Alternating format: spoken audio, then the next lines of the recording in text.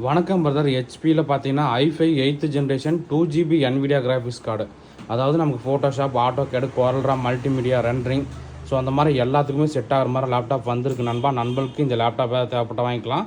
அந்த லேப்டாப்போட லுக்கு தான் பார்த்துருக்கீங்க. லேப்டாப் நல்லா தெளிவாக இருக்குங்க. ஸோ நம்மளோட சப்ஸ்கிரைபராக இருந்தால் இந்த லேப்டாப் வாங்க நண்பர்களுக்கு ஒரு பேகு, மவுஸ் பேட் ஒன்று ஃப்ரீயாக கொடுத்துடலாங்க. ஸோ லேப்டாப்போட பர்ஃபார்மன்ஸ் உங்களுக்கு காட்டுறேன் பாருங்கள் நண்பா.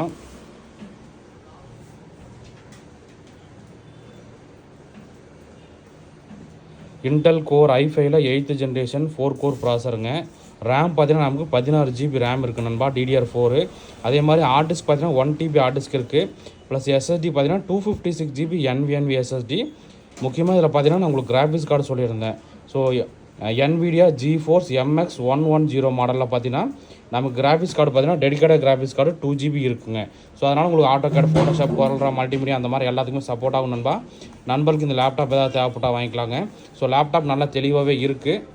Intel core i5 8th generation Windows 10 original ஓஎஸோடு வந்திருக்கு. 11 அப்டேட் பண்ணாலும் பண்ணிக்கலாங்க.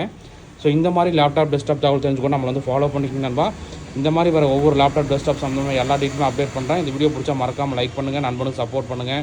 ஓகே நண்பா, தேங்க்யூ.